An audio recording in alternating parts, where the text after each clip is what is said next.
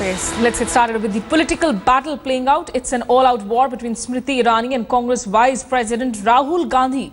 After NSUI members protested outside her residence, she has just tweeted daring the Gandhi scion.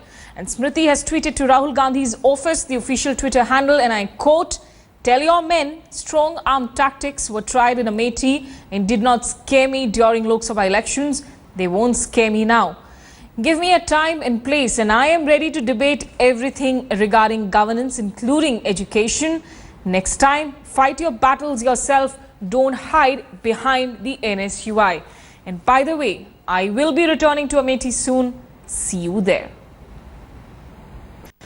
Deputy Editor Brajesh Pandey joins us on the phone line. Brajesh, clearly a much political posturing there by both sides. But what Smriti Irani has done is in fact turn this entire IIT controversy now into that political battle itself, taking it into Rahul Gandhi's turf.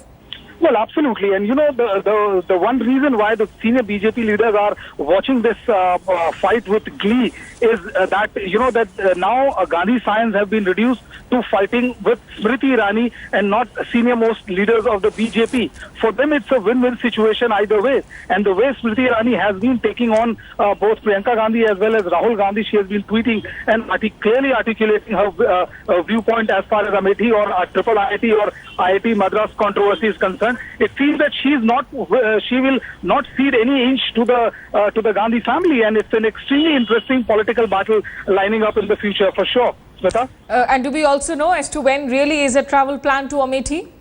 Well, as of now, the final travel plan from Amethi is not finalized. But I think the way things are heating up, it looks like that very soon she might be making another visit to Amethi, and will from there, the podium, she will definitely try to highlight the kind of or the lack of any development work which has been done by both Sonia Gandhi as well as Rahul Gandhi in both Amethi and Raebareli. So I think the BJP will escalate this particular fight to a level because they want them to be, with the Gandhi family, to be confined to both Amethi and Raebareli, as it will also give them a latitude, a degree of breather as far as the other fights are concerned.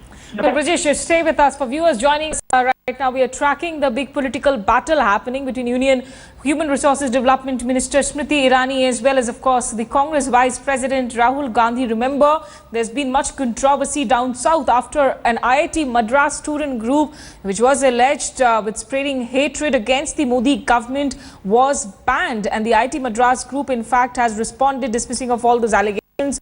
The HRD ministry was looking into these allegations, which of course followed with the ban, and Smriti Irani seemed to suggest that the ban comes in from the institution itself, which is autonomous. But meanwhile, NSUI activists, of course, went outside Smriti Irani's residence and protested there in good numbers today. So Smriti Irani's tweets followed, where she has challenged Rahul Gandhi for a debate. Brajesh Pandey, who in fact, Brajesh, as you are rightly pointing out, that, you know, for the last few days, in fact, we've seen that the war essentially is between Rahul Gandhi and Smriti Irani, not between a Rahul Gandhi and a Narendra Modi. This does seem to be a calculated approach of the BJP.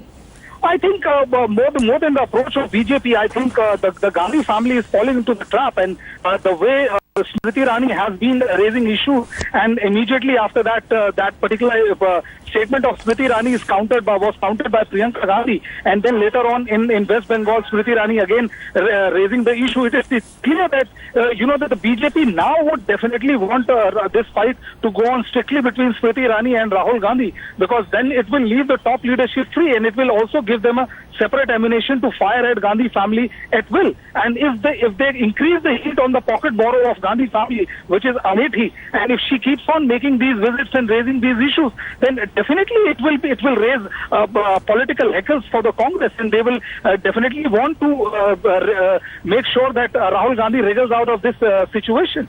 And Brajesh, also perhaps, you know, it gives that window of opportunity to the BJP and to Smriti Irani herself to be really focusing on the politics of issues rather than those policy questions and allegations coming in by educationists.